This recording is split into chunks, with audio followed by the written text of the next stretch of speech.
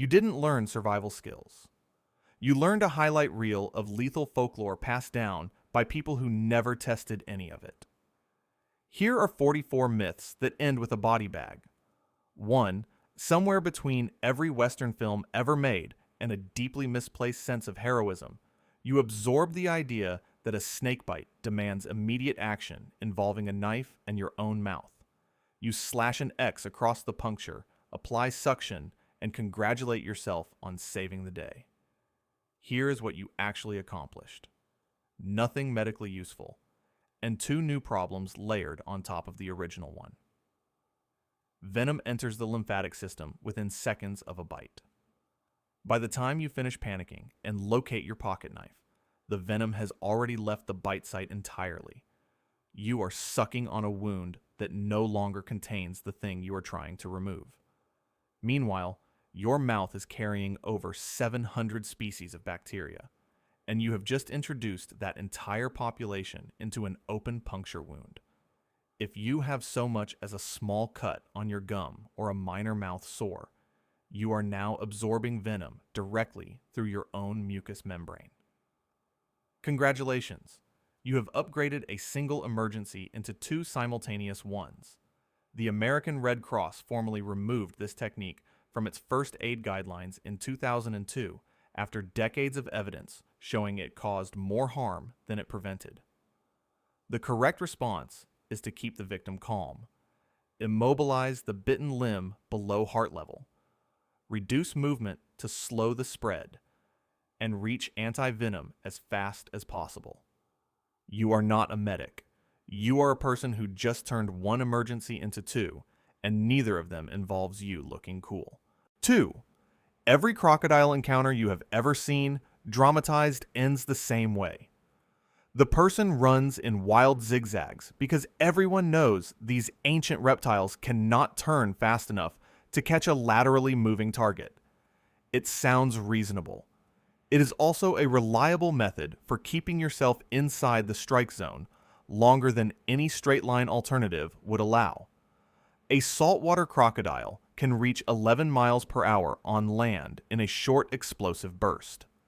You, running in a zigzag pattern over rough terrain, are covering meaningfully less ground per second than someone sprinting in a direct line.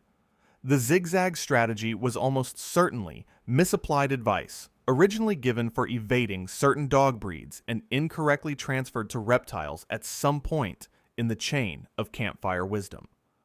More critically, crocodile land charges are not sustained pursuit events. They are short, explosive ambushes that rarely extend beyond 30 to 40 feet before the animal abandons the effort. The optimal response is to sprint in a straight line directly away from the water and keep going. Crocodiles depend on ambush, not endurance. They are not going to chase you across a field. They are going to launch at maximum speed toward where you are and stop when you are no longer convenient. Your geometric footwork does not confuse them. It simply slows you down and extends the amount of time you spend in range of the strongest bite force ever recorded on Earth. Run straight. Run fast. Do not do geometry. 3. The image is practically romantic. You are lost in a blizzard, a rescue arrives with a flask, you take a long pull, warmth floods your chest, and everything clarifies. What actually happens inside your body during that moment is the exact opposite of what you are experiencing. Alcohol causes peripheral vasodilation, meaning blood vessels near the surface of your skin expand rapidly and rush warm blood outward toward your extremities. You feel warm because heat is leaving your core and radiating out through your skin to the cold air surrounding you. You are not warming up. You are venting. Your core body temperature drops measurably after alcohol consumption in cold environments, even as your subjective sensation of warmth increases. This is a documented and well understood disconnect between feeling and physiology. It gets worse. Alcohol impairs shivering, which is your body's primary involuntary mechanism for generating heat. Your hypothalamus, the part of your brain responsible for temperature regulation, gets chemically disrupted. So you stop shivering, feel warm, lose heat faster, and your judgment degrades at exactly the moment you need it most. The iconic image of a rescue dog arriving with brandy strapped to its collar traces back to a single 18th century painting, not any documented rescue protocol. No Alpine monastery ever issued brandy as a cold weather treatment. You borrowed heat from your organs and billed it to your skin. The loan comes due at approximately the same time you stop being able to feel your fingers, and by then, you are not paying close attention anyway. 4. Your grandfather swore by it. Every outdoor education class included it. You are lost, you find a tree, you look at which side the moss is growing on, and you have your compass. You walk confidently in what you believe is the correct direction. You are almost certainly wrong, and you will not know it for a while. Moss grows wherever conditions favor it, which means cool temperatures, shade, and moisture. In the northern hemisphere, the north-facing side of a tree does receive slightly less sunlight, which is why the myth has a kernel of truth buried inside it. But in a dense forest, the overhead canopy blocks sunlight from every direction with equal enthusiasm. Moss grows uniformly around tree trunks throughout these environments, with no directional preference at all. Topography overrides the compass logic entirely. A nearby hillside, stream, rock face, or clearing creates microclimates that drive moisture and shade, regardless of what the compass says about cardinal direction. In the southern hemisphere, the rule inverts, meaning it collapses the moment you cross the equator. Professional wilderness navigators classify this method as one of the least reliable natural navigation techniques available, consistently producing directional errors of 40 to 90 degrees. Actual reliable primitive navigation includes using a watch face as a sun compass, shadow stick methods at midday, or identifying Polaris at night. These are all significantly more consistent than consulting plant preferences. You are asking a plant that thrives in darkness and moisture to give you directional advice. It has no idea where north is. Neither do you anymore. 5. Lightning finds the most efficient path to ground and follows it without any awareness of prior visits. The saying exists as a metaphor. It was never a meteorological observation, and treating it as one is a surprisingly efficient way to remain stationary in a location that has already demonstrated its value as a conductive pathway. The Empire State Building is struck by lightning approximately 20 to 25 times per year, with multiple strikes occurring during a single storm. This happens consistently and repeatedly because it is the most efficient conductive path in its immediate area, and lightning does not rotate its targets out of fairness. Roy Sullivan, a United States park ranger, was struck by lightning 7 separate times across 35 years, which disproves the single-strike immunity concept on a human scale more vividly than most people are comfortable acknowledging. The ground current from a nearby strike, called step potential, fans outward from the strike point through the soil. Your legs, bridging the voltage gradient across the ground, complete the circuit without requiring a direct hit. You do not have to be the primary target to be a casualty. The correct protocol during a storm is to seek a grounded enclosed structure or a metal-roofed vehicle. Avoid tall trees, isolated structures, and open water. And under no circumstances remain stationary near a location where the local geology has just demonstrated it is an excellent conductor. The sky does not take attendance. It finds the easiest exit to the ground, and if that exit was near you once, the conditions that made it the easiest exit have not changed. 6. You find a stream, you boil it hard for a full minute, and you feel like a competent survivalist. Heat kills everything. The science is clear. You are drinking clean water. You are also drinking whatever chemicals, heavy metals, and agricultural compounds were dissolved in that stream before you started boiling, but now in a slightly more concentrated form because some of the water volume has evaporated. Boiling is an exceptional biological tool. The CDC recommends 1 full minute of rolling boil for biological decontamination, 3 minutes above 6,500 feet elevation. It will obliterate bacteria, viruses, and parasites reliably. It will do nothing at all to lead, arsenic, or mercury, which are common in water near old mining operations and certain geological formations. It will not touch agricultural runoff carrying nitrates, atrazine, or herbicides. In fact, if you boil water that is heavily contaminated with industrial chemicals, you are evaporating the pure water and leaving behind a more concentrated chemical solution. The stream running through pristine-looking meadow that has been treated with agricultural inputs for 30 years can look and smell completely clean while being chemically hostile. Visual clarity is a property of light passing through water. It tells you nothing about what is dissolved in it. Giardia and cryptosporidium are both invisible, colorless, and odorless. Boiling kills Giardia. Cryptosporidium resists iodine treatment, the most commonly carried chemical purification option. You killed the living threats and left everything else fully intact. The water had fewer things in it than before. Neither of those facts addressed the chemical situation. 7. Bear charges. You drop. You go limp. You have absorbed the universal advice, and you are applying it correctly. Whether this decision ends the encounter or escalates it into something far worse depends entirely on which species of bear is currently sniffing your neck, and that identification had to happen before you hit the ground. Playing dead is specifically recommended for defensive grizzly bear attacks, which typically involve a surprise encounter where the bear is reacting to a perceived threat rather than hunting.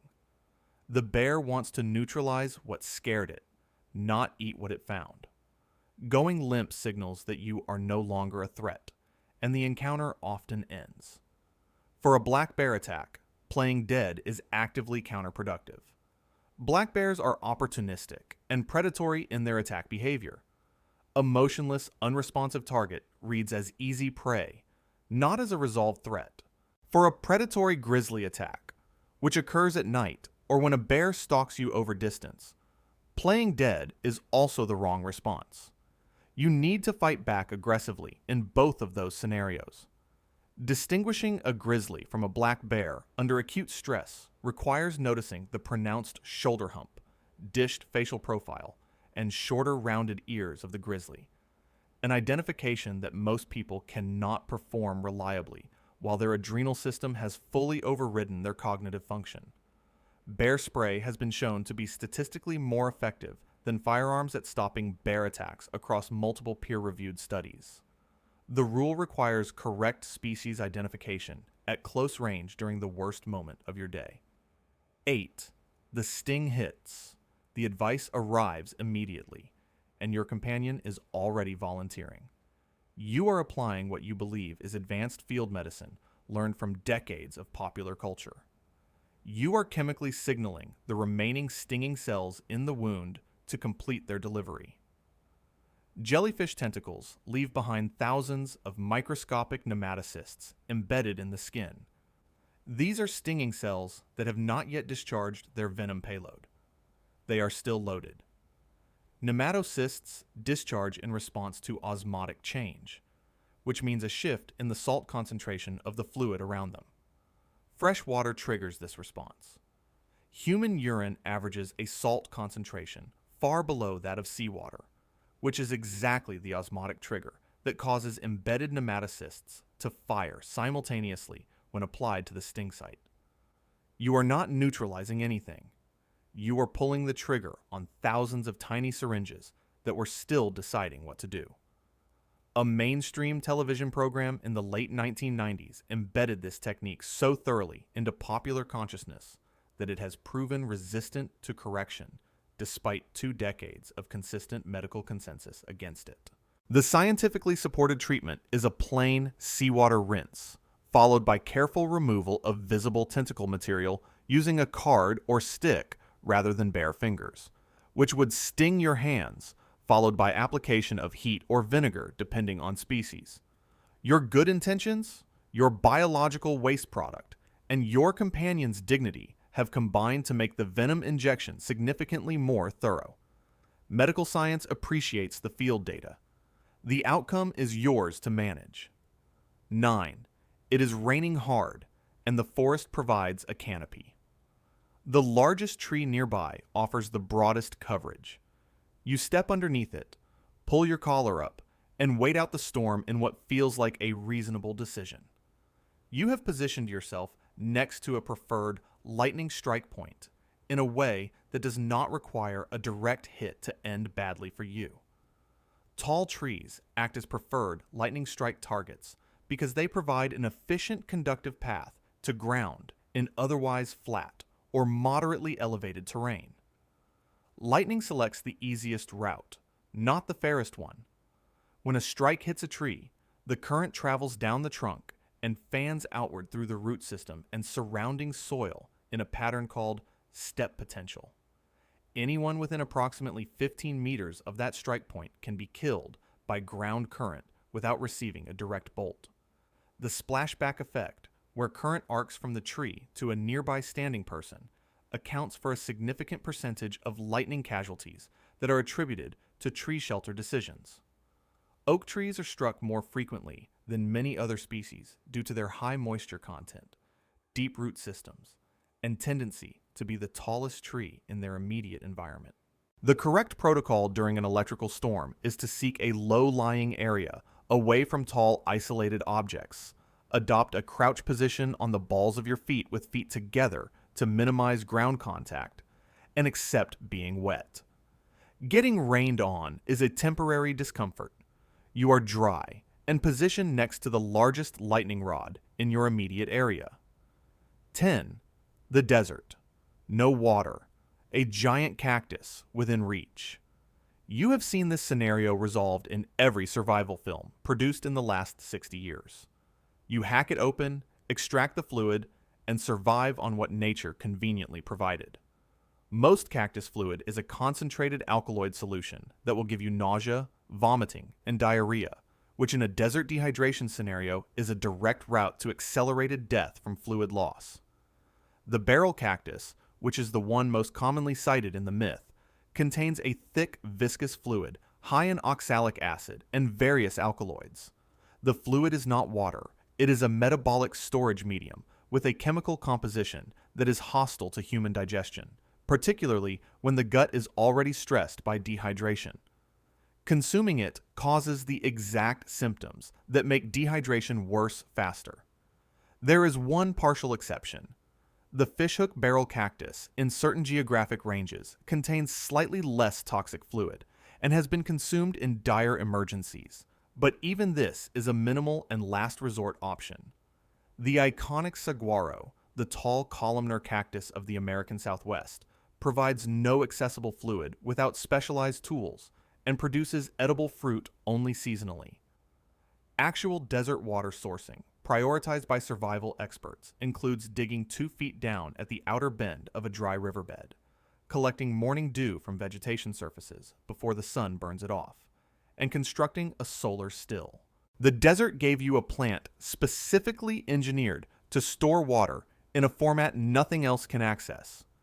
It is the most inhospitable safe in the wilderness, and you tried to drink the lock. 11. The current grabs you, and every panicked instinct says the same thing simultaneously. Swim toward the beach, toward safety, toward the visible land that is right there. Fight it head on and get back to where you were. You are now swimming directly against a water column, moving faster than you can sustain, burning the only energy you have in a setting where exhaustion and drowning are functionally the same outcome. Rip currents can flow at 8 feet per second. Olympic-level swimmers peak at approximately 6.7 feet per second over short distances. Sustained direct swimming against a rip current is physically impossible, regardless of your fitness level or determination.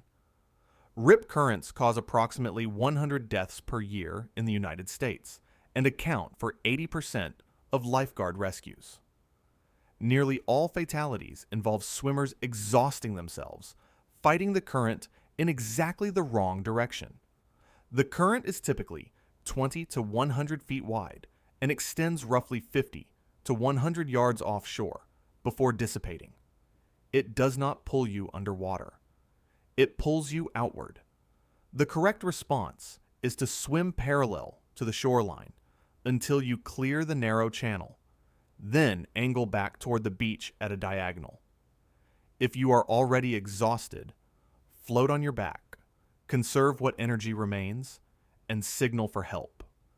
Rip currents are identifiable before you enter the water by a discolored surface channel, choppy water, and a gap in the regular breaking wave pattern.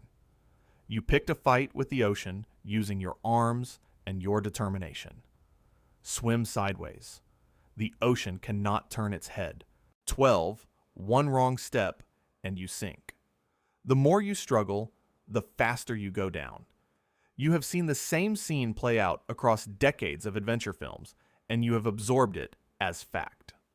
Quicksand is a mildly inconvenient suspension of sand and water with a density of approximately 2 grams per cubic centimeter. Your body density averages about 1 gram per cubic centimeter. You float in quicksand like a very stressed cork. You will sink until buoyancy equilibrium is reached, which for most adults stops at approximately waist depth. The sensation that struggling accelerates the sinking is real because movement creates a localized slurry effect that temporarily reduces viscosity. But this is a problem of ankle depth, not lung depth.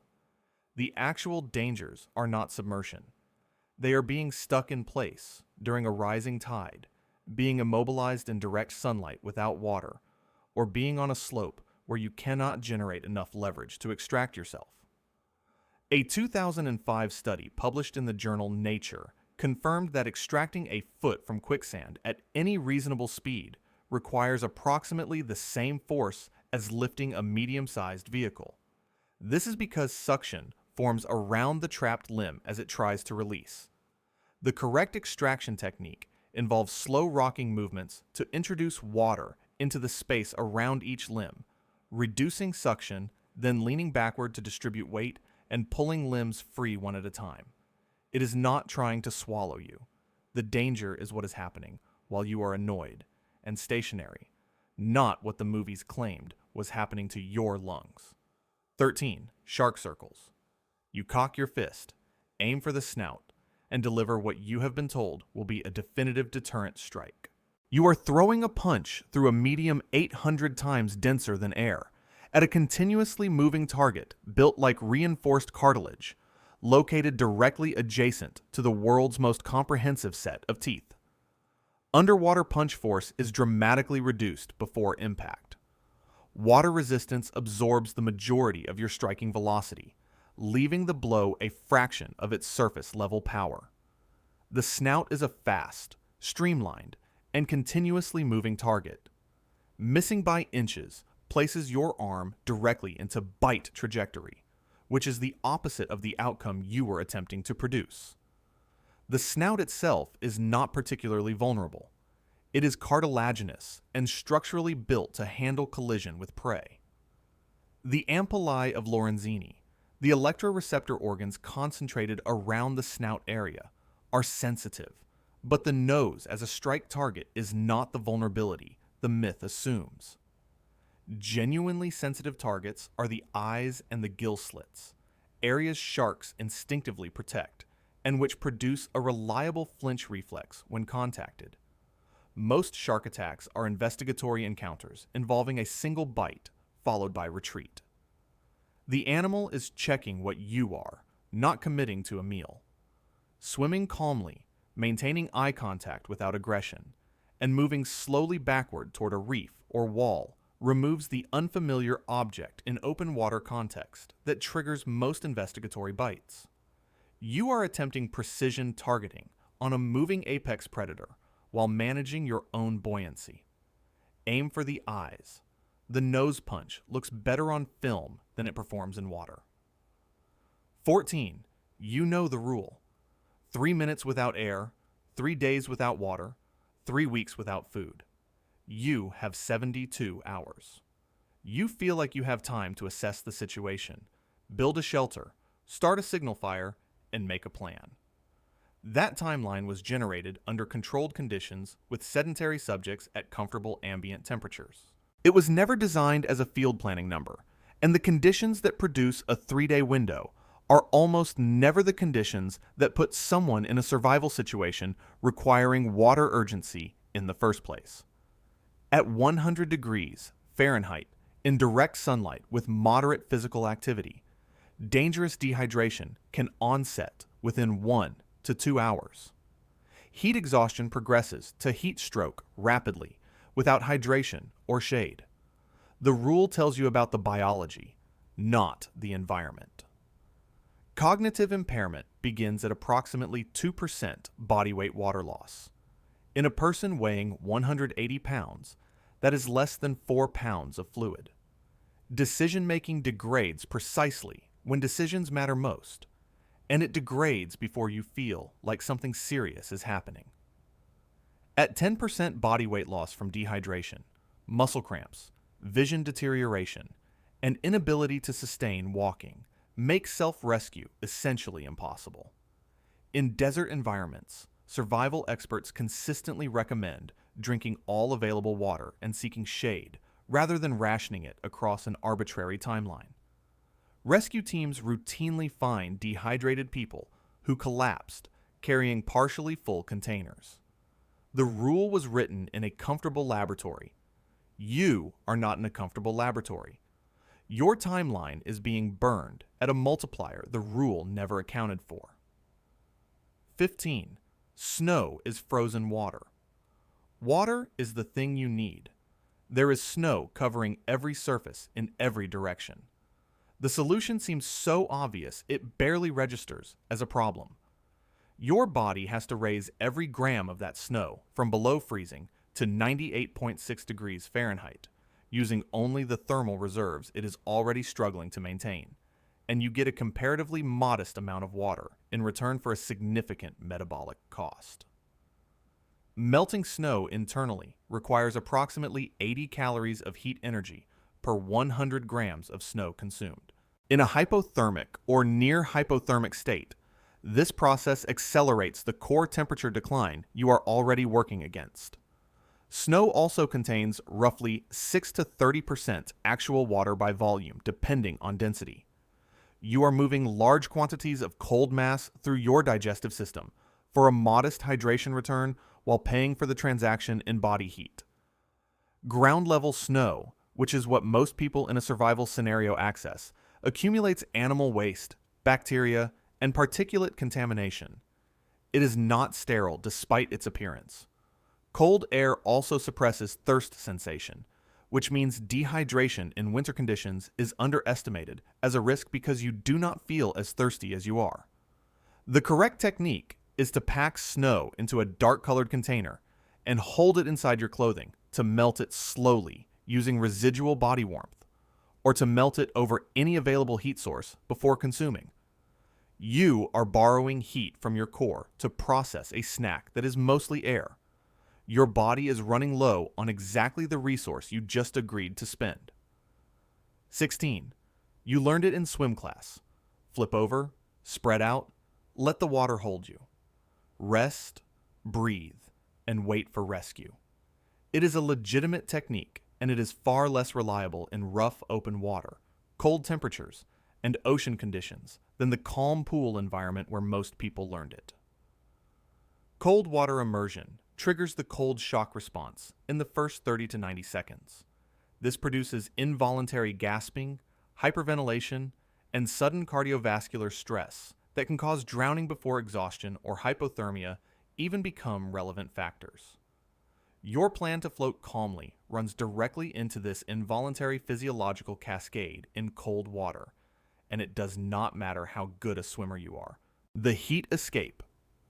Lessening position, known as help, involves drawing your knees to your chest and crossing your arms over it. This reduces heat loss from the body's highest dissipation areas, specifically the groin, armpits, and neck, by approximately 50% compared to floating flat and spread out. In moving water, a tidal zone, or open ocean with current, a passive back float carries you further from shore rather than keeping you stationary until rescue arrives. Active treading water keeps your face clear of wave interference and your position more vertical, which is more sustainable in choppy conditions than the flat back float that works in a swimming pool on a Tuesday afternoon. The calm pool version and the open ocean version share a name and almost nothing else. One is a recreational skill. The other is a situation with a current, a temperature, and a ticking clock you did not set.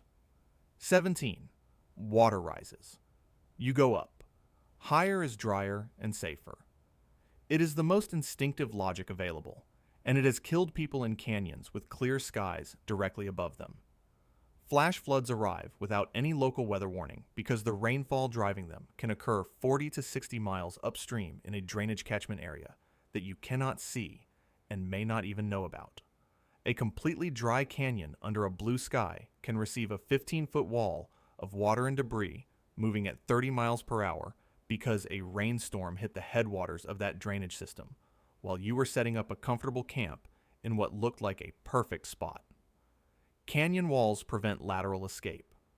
Climbing up those walls is rarely achievable at the speed required, and the flood fills from the bottom up faster than most people can climb.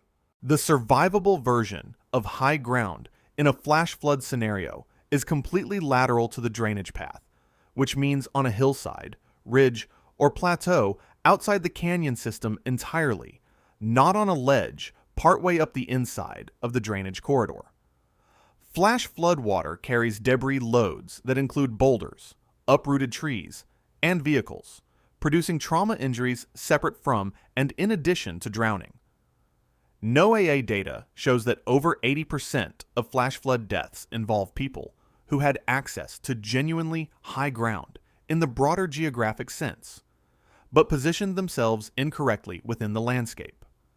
High ground means outside the pipe, not partway up the inside wall of it. The flood is not impressed by your elevation if you are still in its only available corridor. 18. Rocks and logs. You arrange them into a large X in the nearest clearing. Planes fly over, see the international distress signal, and search and rescue descends. This is a real survival technique, and it is also frequently invisible from rescue altitude under the conditions that produce it. Search aircraft operating at standard survey altitude between 400 and 1,000 feet require high color contrast to identify ground signals reliably. A dark X on light sand at a beach is visible. A rock X on brown soil in a forest clearing under dappled canopy shadow is difficult to distinguish from the surrounding terrain at speed from altitude.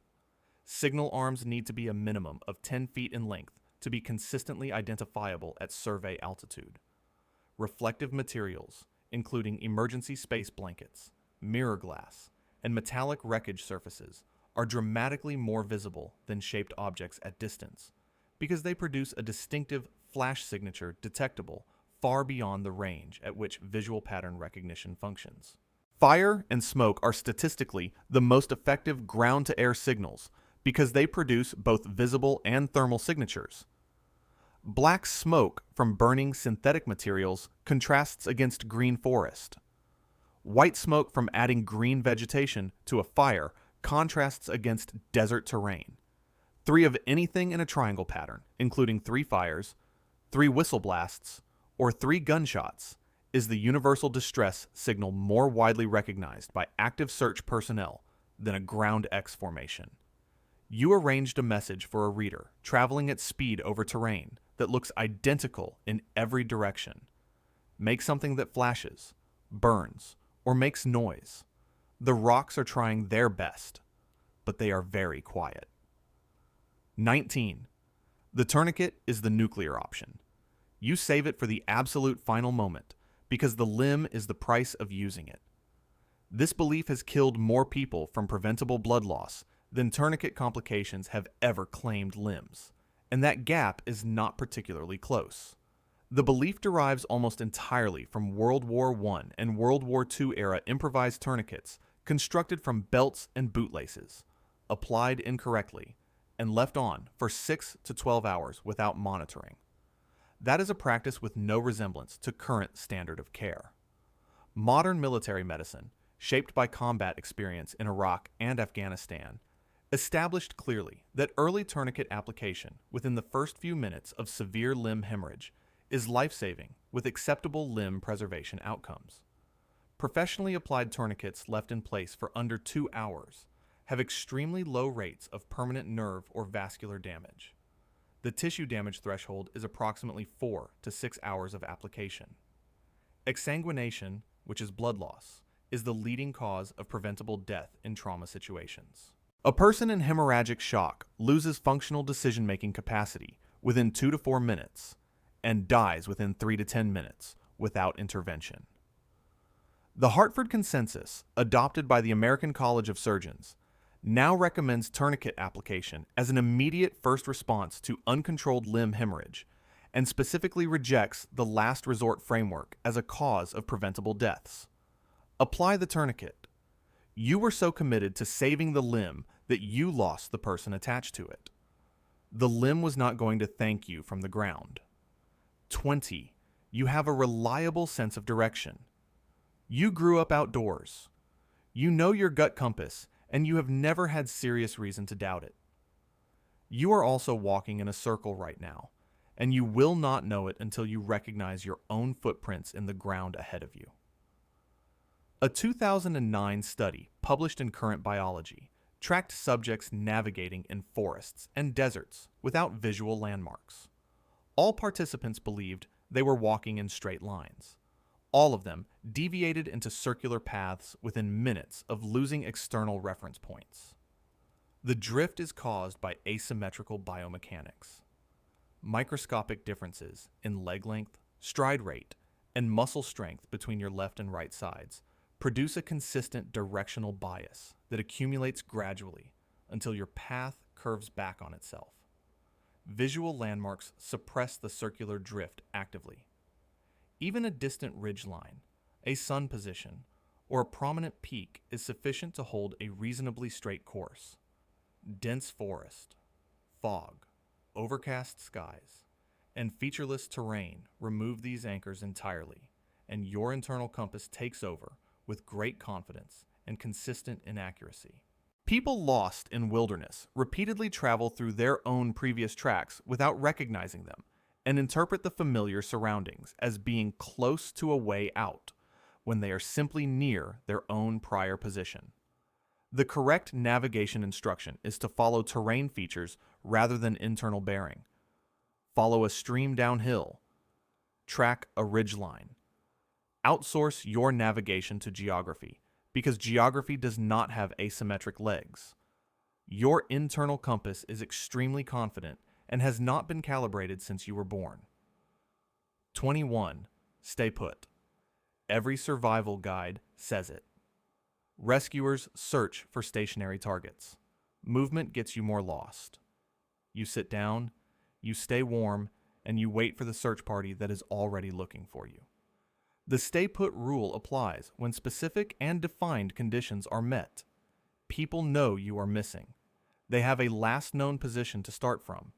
You have adequate shelter and water supply, and your current location is not in a deteriorating environmental situation. If none of those conditions are true, staying stationary is waiting to die in a location where no rescue is being organized. No search is initiated for a person whose absence has not been reported. If you told no one where you were going, the search that would find you in your stationary position has not started. It may not start for days. If your position is in a deteriorating environment, which includes rising water, incoming weather, no available shelter material, and no water, movement toward a safer position or a known landmark is the correct choice. Movement should follow terrain features rather than compass bearings. Following a stream or a ridge line prevents circular walking and consistently leads toward human settlement more reliably than walking toward where you estimate the road probably is. The decision framework involves 4 questions. Are you reported missing? Do you have water for 24 hours? Is your current position defensible against incoming weather? Can you be seen by rescue aircraft from where you are? If any answer is no, your stay put calculation needs to be revisited.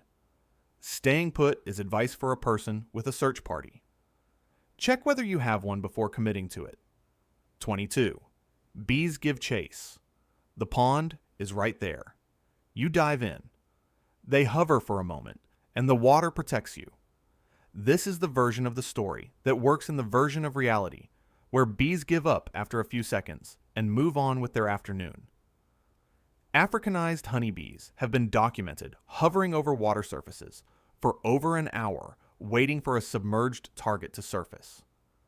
European honeybees in defensive swarm mode maintain location awareness of the threat and persist near the water rather than dispersing. Every time you surface for a breath, your face emerges into the space where the swarm is actively waiting, responding to your movement, your carbon dioxide exhalation, and the disruption of the water surface. Each breath cycle is a new sting opportunity. The correct technique for escaping an aggressive swarm is to run in a straight line away from the hive area. Cover your face, particularly around the eyes and nose, which bees target instinctively, and reach a fully enclosed structure, such as a car or building. Smoke is the one reliable behavioral suppressant for bee swarms because it triggers a feeding response that suppresses the alarm pheromone cascade. It is not available to most people during a spontaneous attack scenario, which is why beekeepers prepare it in advance rather than improvising it. The water is not an exit. It is a waiting room with a surface you are required to visit every 30 seconds. Bees have been doing this longer than you have been doing anything. They are patient, they have numbers, and they do not need to breathe. 23. The water looks crystal clear. It flows fast over clean rocks. It smells fine. You can see straight through to the bottom. This is your entire assessment, and you are about to drink based on it. Clarity is a property of light passing through a medium. It describes optical behavior. It tells you nothing about what is dissolved in the water you are looking at. Giardia lamblia, one of the most common waterborne parasites in wilderness environments, produces no visual change in water appearance and survives in fast-flowing clear mountain streams. Cryptosporidium is similarly invisible, colorless, and odorless, and it resists iodine tablet treatment, which is the most commonly carried chemical purification method in most survival kits. Agricultural runoff carrying nitrates, atrazine, and herbicides produces no discoloration, turbidity, or odor in surface water. Heavy metal contamination from abandoned mine drainage occasionally shows faint orange-red discoloration from iron oxidation, but arsenic, lead, and mercury produce no visible indicator whatsoever. The wilderness water treatment hierarchy addresses different threat categories with different tools. Boiling handles biological threats. Filtration handles biological contaminants and some chemical content. Chemical treatment handles partial biological threats, but misses Cryptosporidium. UV treatment handles biological threats, including Cryptosporidium. No single method addresses every category. The most dangerous things in wilderness water have had billions of years to become very small and very transparent. They do not advertise themselves. The stream looked clean and tasted fine. Neither of those facts is a measurement of anything relevant to what you just ingested. 24. You build the fire. You feel the protection radiating outward, and you settle in, knowing that every animal in the area respects the ancient arrangement. Fire means humans. Humans mean danger. The wildlife gives you a wide margin. Many large predators have had thousands of years of proximity to human fire and have developed a substantially more nuanced relationship with it than the blanket deterrent myth assumes. Bears in heavily trafficked wilderness areas actively associate campfire odor and cooking smells with food sources. The fire is drawing them rather than repelling them in any national park or wilderness area with a history of human use. Your fire is an advertisement. It also creates a severe vision disadvantage for you personally. Anyone sitting within the light radius of a campfire cannot see beyond the glow, while everything beyond the perimeter can see the lit camp clearly. Large cats have been documented approaching within 20 to 30 feet of campfires in recorded encounters without triggering the deterrence effect the myth promises. Effective camp protection in bear and large predator country relies on food hanging above 10 feet in a bear canister or hung bag, cooking in a location separate from the sleeping area, and maintaining clean camp hygiene with no food residue near where people sleep. You lit a beacon visible from a mile in every direction, created a scent cone carrying cooking smells across a wide radius, destroyed your own night vision entirely, and fell asleep feeling protected. The local predators have been observing fires for approximately as long as fire has existed. Your confidence is noted. 25. Every survival presenter and wilderness guide puts the knife at the center of the kit. The one tool. The thing that does everything. If you have a quality blade, you have survival capability in your hand. The knife is an important tool. It is not the most statistically relevant tool for the categories of threat that actually kill people in wilderness survival situations. Analysis of wilderness survival fatalities identifies the consistent top causes as exposure and hypothermia, dehydration, and becoming irretrievably lost. None of these is primarily solved by a cutting tool. A quality water filtration device addresses the second most common cause of wilderness death directly. An emergency space blanket addresses the first. A signaling mirror or whistle addresses the third by enabling rescue instead of requiring you to solve navigation. The knife's survival value is in shelter construction, material processing, food preparation, and fire preparation. These are secondary concerns relative to staying found, staying hydrated, and maintaining core temperature in the immediate term. Military SEER training, which stands for Survival Evasion Resistance Escape, identifies fire-making capacity and signaling capability as higher priorities than cutting tools when the survival scenario involves potential rescue. The cultural emphasis on the knife as a survival icon is partly marketing and partly historical romanticism from a period when threats were different and alternative tools did not exist. Nobody is producing films about a man and his emergency signaling mirror. The data does not care about what makes a compelling visual. Carry the knife. Also carry the things that address what is statistically most likely to kill you. 26. It is cold. The extremity is numb. Every instinct says to generate heat through friction. Rub the hands together. Rub the ears. Apply direct pressure and create warmth through movement. Get the blood going again. Ice crystals have formed inside the tissue.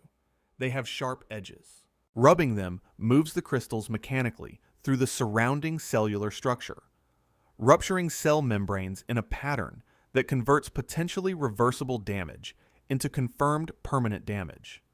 The affected tissue is numb, which means you receive no pain feedback during this process. The absence of sensation reads as evidence that you are making progress when it is actually evidence of the pathology you are making worse. The correct treatment for superficial frostbite is rewarming in warm water at 37 to 40 degrees Celsius. Hot water causes additional burn injury to already compromised tissue, so the temperature matters. Frostbitten tissue should not be rewarmed in the field if there is any possibility of refreezing before evacuation. Refreezing after rewarming causes dramatically more severe tissue death than remaining frozen during transport to medical care. The rewarming process is intensely painful. The sensation of returning circulation to frostbitten tissue has been described consistently as burning and stabbing simultaneously, and this pain is a positive clinical indicator, not a reason to stop treatment. You have identified that something is wrong with the tissue.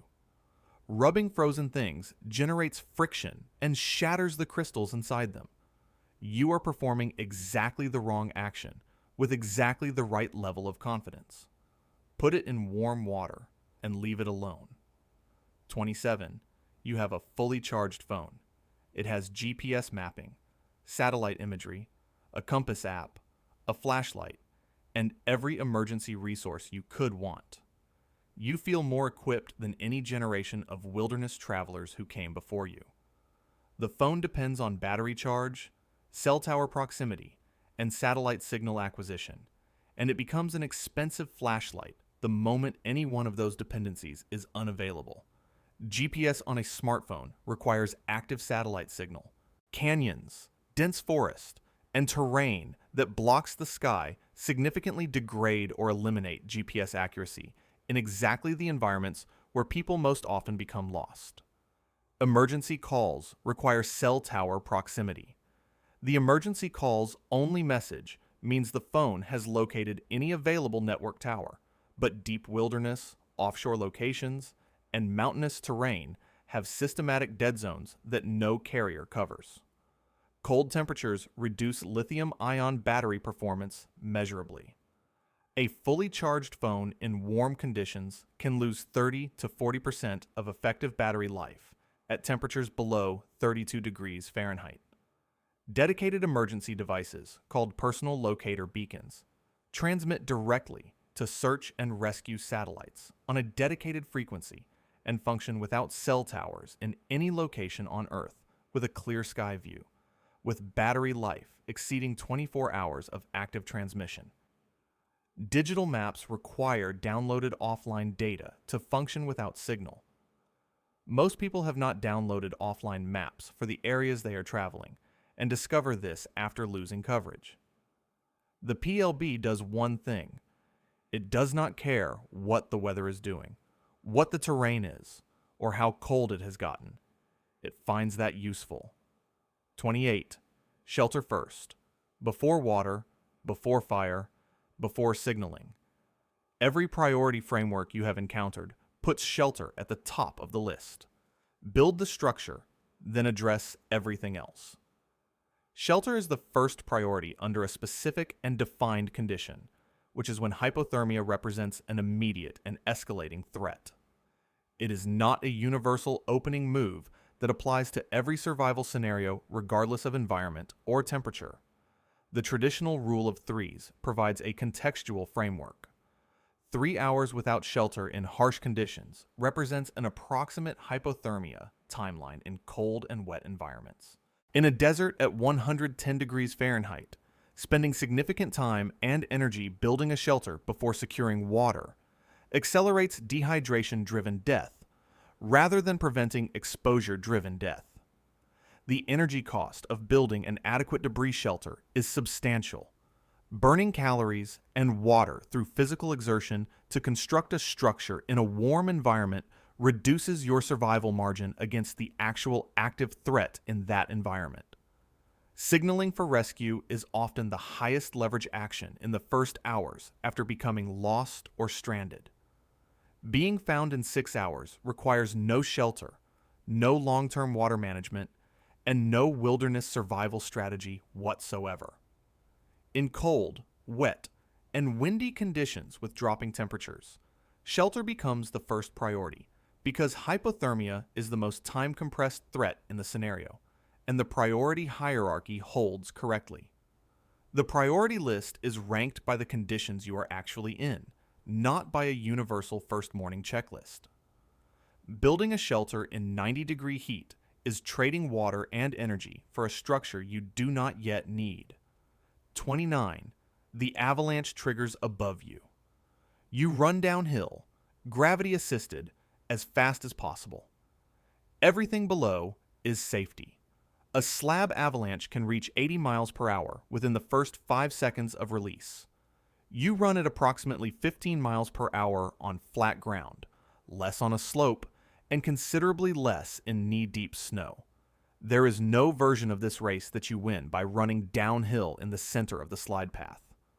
The correct immediate response when a slide triggers nearby is lateral movement toward the edge of the slide path as fast as possible. The slide is narrowest and slowest at its margins. The center is moving fastest, with the heaviest debris load. If you are overtaken before reaching the margin, close your mouth to prevent snow ingestion. Cover your face with your arms to create a protected airspace, and attempt to stay near the surface by moving against the current in a swimming motion. As the avalanche decelerates, create an air pocket in front of your face before the snow consolidates. Avalanche debris sets up with the consistency of concrete within seconds of stopping. Once set, you cannot dig out from inside without that preformed airspace and the ability to move your arms. Spit to determine which direction is down. Then dig toward the surface if you are within arm's reach of it. Survival window after full burial is approximately 15 minutes before carbon dioxide buildup and cold cause loss of consciousness. You are going to outrun a mountain that started moving before you did. The lateral escape is the only viable geometry available. 30. Somewhere between campfire stories and a general distrust of the unusual, you absorb the idea that a single cautious nibble with immediate spitting will tell you whether a wild plant is safe. If it tastes bad, you spit and move on. If it tastes fine or pleasant, you can proceed with some caution. Some of the most toxic plants in the northern hemisphere taste fine or actively pleasant before delivering their consequences. Water hemlock, considered the most violently toxic plant in North America, has a carrot-like smell and a mild, somewhat pleasant taste. It contains cicutoxin, which causes grand mal seizures within hours of ingestion. The taste test gives you no useful information before the dose is already taken. Monkshood, also called aconite, tastes somewhat bitter, but contains aconitine at concentrations that can cause cardiac arrest. Certain species transfer meaningful toxin through skin contact alone during prolonged handling. The universal edibility test, taught in some survival curricula, involves a multi-hour sequential testing protocol with required rest periods between each stage. It is not a take-a-bite-and-see method, and takes days to complete for evaluation of a single plant. Toxins in the nightshade plant family are not reliably detectable by taste until a harmful quantity is already consumed. Early-stage poisoning from these plants can present as mild nausea before progressing to something considerably worse. The only reliable field plant identification method is prior confirmed knowledge or a current edition regional foraging guide with photographs. Some of the plants most interested in killing you have decided to taste fine about it. 31. You are a healthy adult with healthy lungs and years of practice projecting your voice. A whistle seems redundant when you can shout clearly and loudly. A human voice carries approximately 300 meters in open terrain under ideal conditions. A safety whistle carries 1 to 3 kilometers. The comparison is not close, and it gets less close as conditions deteriorate. The frequency range of a safety whistle, approximately 2,000 to 4,000 hertz, falls within the human ear's peak sensitivity range. It is acoustically engineered to travel further and penetrate ambient noise more effectively than the human voice in the same conditions. Shouting requires muscular effort, accelerates respiration, and increases dehydration. A whistle requires negligible energy expenditure and can be sounded thousands of times without physical fatigue or degradation of output. Voice quality deteriorates rapidly when you are dehydrated, hypothermic, or physically exhausted. These are the conditions most commonly present in a survival scenario that requires signaling, which means your voice degrades precisely when you need it most. The whistle performs identically under all of those conditions. Search and rescue teams actively listen for the 3-blast pattern during active searches. Voice calls require significantly more proximity to detect in the same search conditions. A P-less whistle, which uses no ball bearing in the chamber, functions in freezing temperatures where standard whistles with moving parts freeze solid. Your voice is a biological instrument that gets quieter as the conditions requiring it get worse. The whistle does not care how dehydrated you are. It is louder than you will ever be. Carry it. 32. The ankle rolls. It hurts. It swells slightly. You have twisted ankles before and walked through them. You stand up, test the weight, grit through it, and keep moving, because stopping in a wilderness setting is not a comfortable option. Walking on an untreated moderate sprain in rough terrain converts a manageable injury into a structural failure that can leave you non-ambulatory hours later, miles from any assistance, in a situation several degrees worse than the one you were managing when you made the decision to push through. A moderate sprain involves partial tearing of ligament fibers.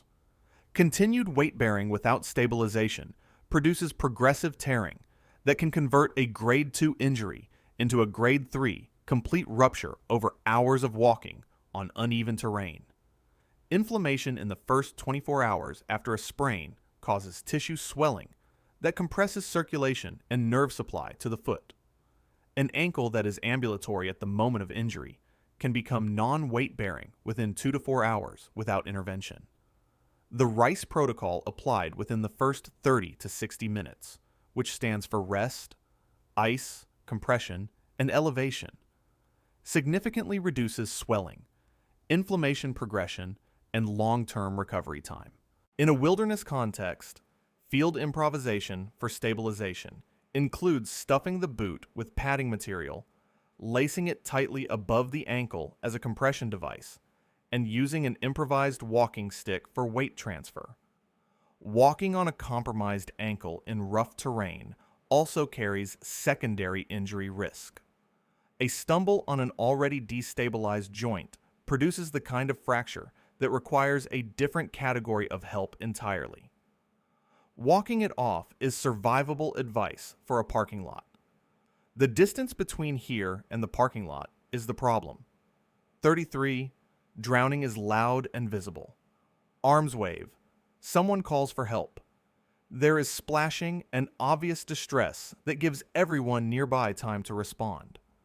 This is the version of drowning that exists in film and television, and it is responsible for people watching someone drown from 10 feet away while waiting for the dramatic version to start. Real drowning, described by maritime safety researcher Francesco Pia as the instinctive drowning response, is silent, brief, and almost entirely invisible to observers at close range. The drowning person holds their arms laterally below the water surface and presses down to keep their head up. They cannot wave, signal, or call for help because those voluntary actions are preempted by the involuntary respiratory effort. The body prioritizes breathing above all voluntary movement. A drowning person is typically vertical in the water with little or no leg kick, which causes observers to mistake them for treading water or resting. Their eyes may be glassy or closed. Their hair may be over their face without any effort to clear it. They make no forward progress, despite appearing to be swimming. Active drowning from this state lasts 20 to 60 seconds before submersion occurs. The window for intervention is extremely short and closes silently. Warning signs include a head low in the water with the mouth at surface level, hyperventilating or gasping between small waves, and the absence of any response to being called. The drowning person you are waiting to see does not exist. The real one is vertical and quiet and has about 40 seconds. 34. Follow the river downstream. Rivers lead to people. Human settlements cluster near water. It is one of the most repeated pieces of wilderness navigation advice, and it works reliably in densely settled regions, with a relatively continuous distribution of human habitation along watercourses. Major rivers in the wilderness regions of Canada, Alaska, Siberia, and large portions of the Amazon basin can flow for hundreds of miles through completely uninhabited terrain before reaching any settlement. Following the river downstream in those environments commits you to a route determined entirely by the drainage system, which does not route itself based on where you need to be. River courses in mountainous terrain require following bank terrain that may become impassable without technical equipment. Gorges, canyon walls, and cliff faces along river courses can make progress impossible by any means available to an unprepared person. River travel in flood conditions creates drowning hazards from eroded banks, fast water, and submerged obstacles. The river following strategy works in regions with high human settlement density and fails in genuinely remote wilderness, where the nearest river settlement may be multiple days of travel in the downstream direction. The modified and more accurate version of this advice is to follow rivers downstream if you are in a region with known dense human habitation. Stay on high ground parallel to the river when bank terrain is impassable, and understand the geographic scale of the wilderness you are in before committing to any downstream route. The river is going somewhere. Whether that somewhere is a town or a swamp depends on the continent and the map you should have brought. 35, you pull out the compass. The needle swings, and you identify north with confidence. You now know where you are, relative to everything important. A compass points to magnetic north. Magnetic north is not geographic north. The angular difference between them is called magnetic declination, and it varies by geographic location from approximately negative 20 degrees in western Washington to positive 20 degrees in parts of Maine. A navigator who ignores this correction arrives at a destination that is significantly displaced from the intended target over any meaningful distance. The displacement compounds with every mile traveled. Magnetic declination also changes over time as the magnetic pole migrates. A declination correction that was accurate 10 years ago now carries a measurable error that accumulates across distance. Local magnetic anomalies from iron-rich geological formations, large metal structures, or electrical infrastructure deflect compass needles in ways that are not predictable without specific knowledge of the area. Certain regions of Canada and Scandinavia have documented magnetic anomalies sufficient to render standard compass navigation unreliable in the affected terrain. The correct navigation protocol uses a current topographic map with a printed declination diagram to apply a mathematical correction to compass readings before traveling on any bearing. Digital compass applications on smartphones have declination correction built into their software when functioning with GPS signal, but revert to the same magnetic north reference as an analog compass when GPS is unavailable. The needle is pointing at something that is not where you think it is. The gap between magnetic and geographic north gets more consequential with every mile you travel confidently in the wrong direction. 36. You have seen it done. It looks achievable with effort. You gather the sticks. You rub vigorously. You picture the ember forming. The bow drill and hand drill friction fire methods are legitimate survival skills. They are also craft skills that require specific wood species paired for correct hardness differential, precise notch geometry in the fireboard, adequately dried wood, and a correctly prepared tinder bundle to convert an ember into a flame. Mismatched wood species produce heat through friction, but no ember because the char dust cools before it accumulates into a sustainable coal. Incorrect notch placement in the fireboard causes the char to miss the collection point. Field wood in humid environments rarely has the low moisture content required for friction fire without extended drying preparation. The tinder bundle that catches the ember and allows you to blow it into flame requires as much knowledge and preparation as the friction drilling process itself. Wilderness survival instructors who teach the bow drill method consistently report that students require 15 to 20 practice hours before they can produce fire reliably under field conditions. The first attempt is almost never successful. The second attempt is usually also not successful. Your great-grandparents practiced this skill in a world where failing at it meant not eating through the winter. The muscle memory, material knowledge, and technique required to do it under stress accumulated over years. It is absolutely achievable. It is not something you improvise successfully on your first attempt in the rain. Carry a lighter. Carry a waterproof match case. Carry a fire steel.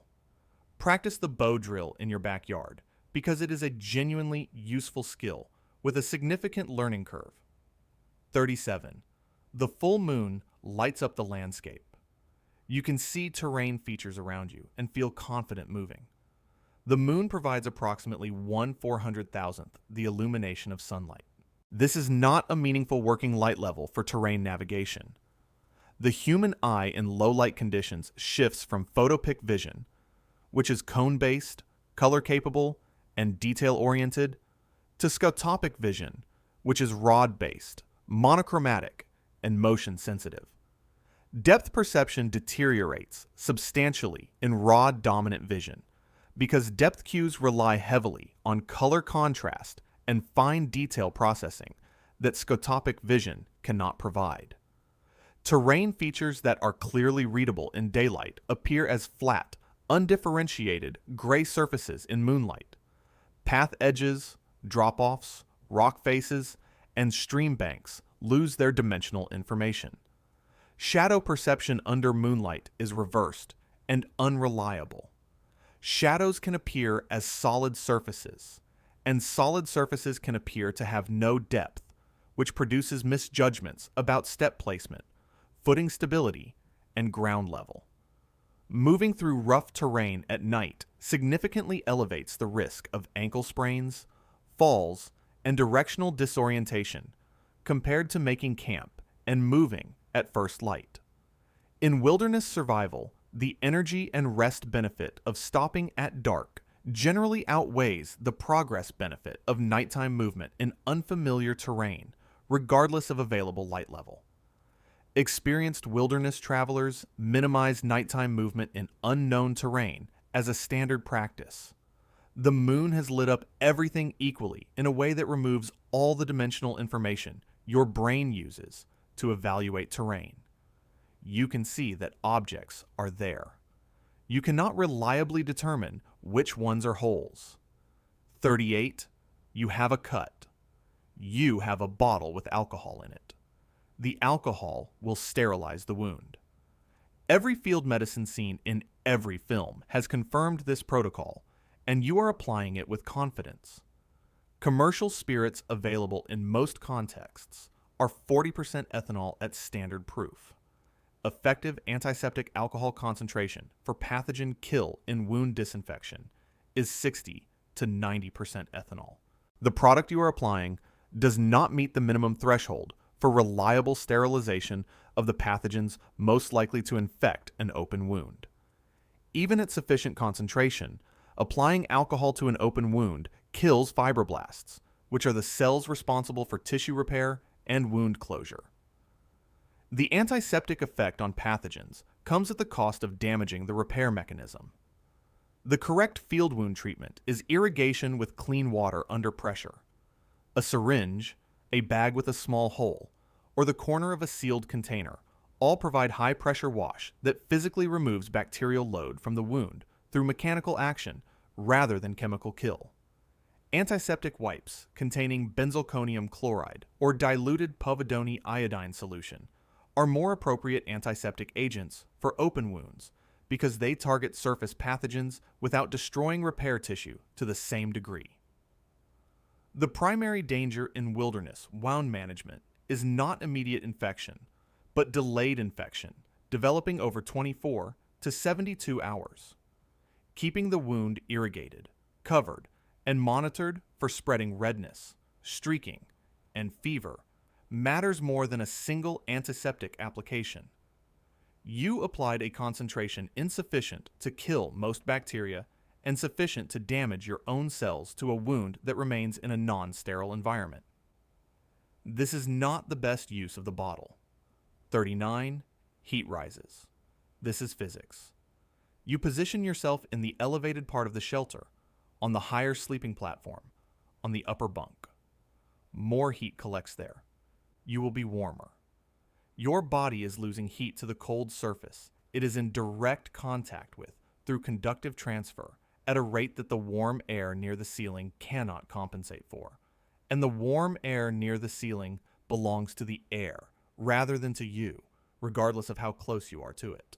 Conductive heat loss is direct transfer of thermal energy from your body to a cold surface through physical contact. In a cold survival scenario, this is a more immediately dangerous heat loss pathway than convective loss to cool surrounding air.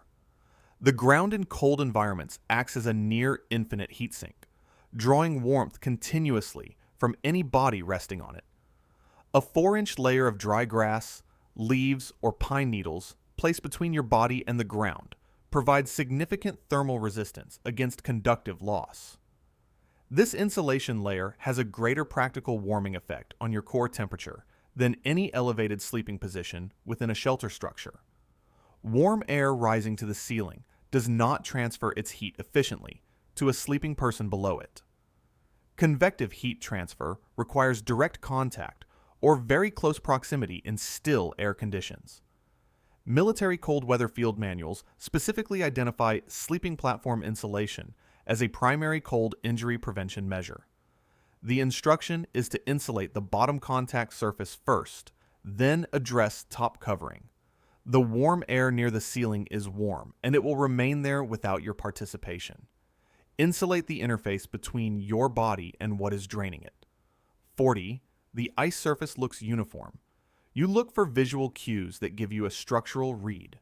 Blue ice is generally stronger than white or opaque ice, because white coloration indicates trapped air bubbles from rapid freezing that reduce structural integrity. This is a real distinction, and it is also an incomplete one that does not account for what the water beneath the ice has been doing to the underside. Moving water beneath ice creates continuous melting from below, producing ice that appears thick and structurally sound from above, while having lost half or more of its functional thickness from the underside. These two surfaces are visually identical to anyone evaluating from the top. Safe ice thickness guidelines for a single person on foot require a minimum of 4 inches of uniform ice under no current conditions. 8 to 12 inches are required for small groups, 12 to 15 inches for motorized equipment. These are minimums for static flat ice with no current beneath. The safe entry test involves using an ice chisel or heavy stick to chip the surface ahead of you before committing weight. Ice that resists multiple firm blows is likely sufficient for a single person on foot. Ice that chips or fractures in 1 to 2 blows is not. When crossing ice, keep the arm loops of any backpack off your shoulders so the pack can be shed immediately if you fall through. A heavy pack on a submerged person is a drowning weight with a very simple solution that requires no preparation time if it was already done in advance. You are evaluating one surface of a two-sided structure.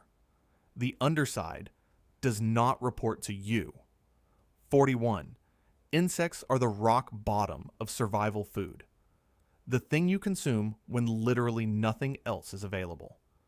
The last resort before you seriously consider alternatives you would rather not name.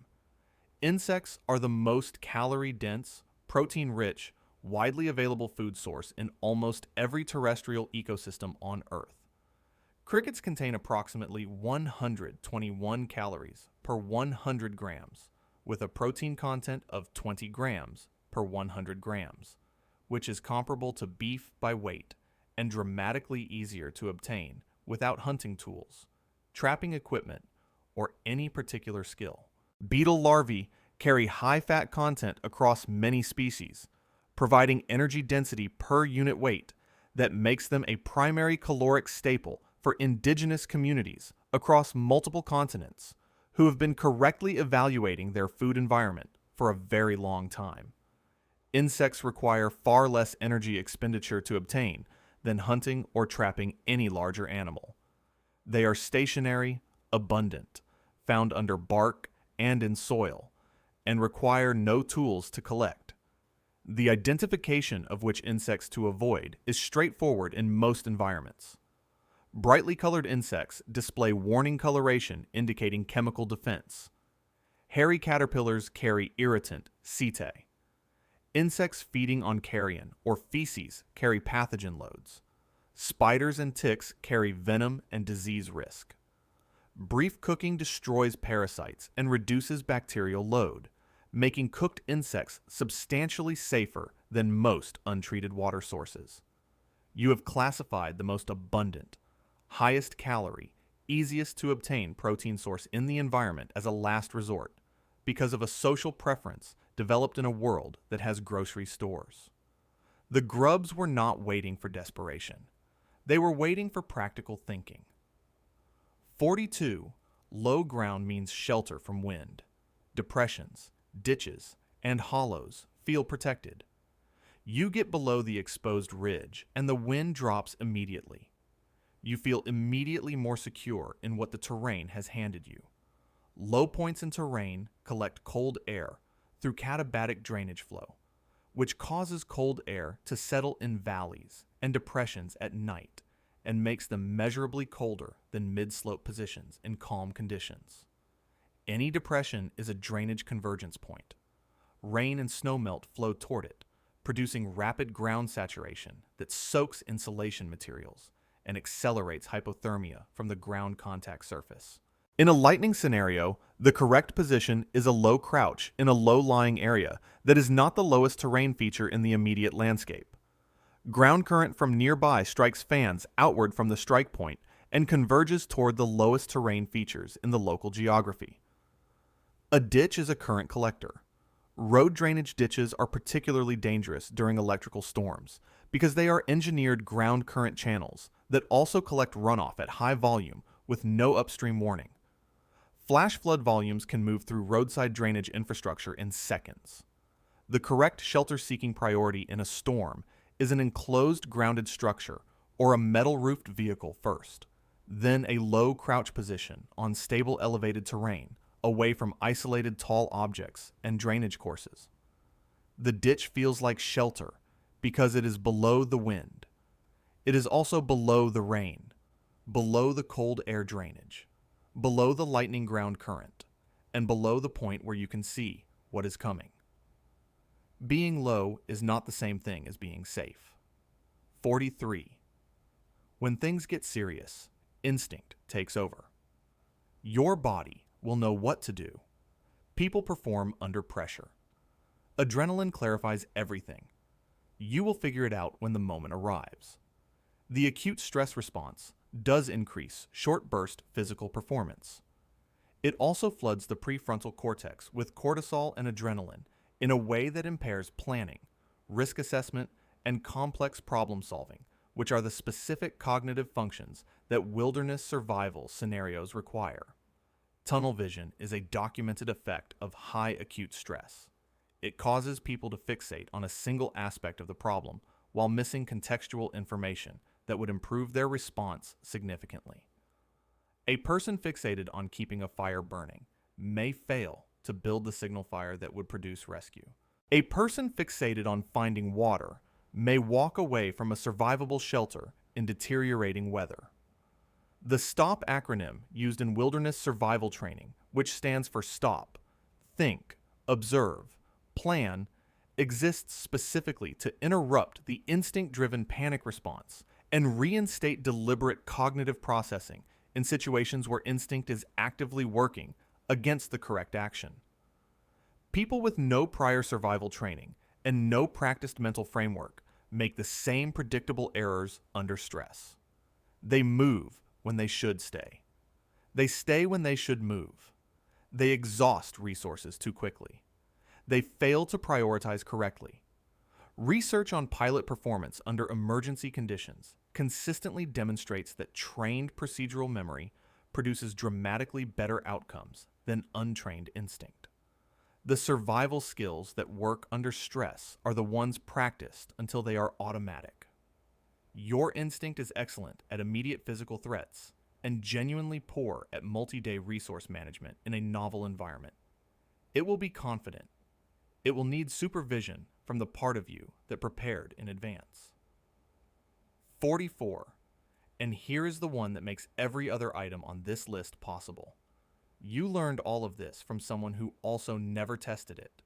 They learned it from someone who never tested it. The entire inheritance of survival knowledge that most people carry is a chain of untested repetition stretching back through film, television, campfire stories, and gym class urban legend. Not one of the 43 things before this one was invented maliciously. They were all passed along in good faith by people who genuinely believed they were providing useful information. That is exactly what makes them dangerous. Misinformation delivered with confidence by a trusted source activates the same neural encoding as verified information. You remember it the same way. You repeat it the same way. You act on it the same way. The difference only becomes visible under conditions where it actually gets tested, which for survival advice means conditions you would strongly prefer to avoid. The antidote is deliberate exposure before the emergency. Wilderness First Aid certification courses operate on a 2-day curriculum that covers the most critical correction points. SEER training covers the decision framework failures. Regional specific survival courses cover the geographic threats most likely to affect you based on where you actually go. None of these are expensive relative to what they address. The problem is not that the correct information is hidden. The problem is that the incorrect information feels exactly the same as the correct information until the moment it does not. What you just watched is the difference between those two things. If you want to see more, click the video on screen now,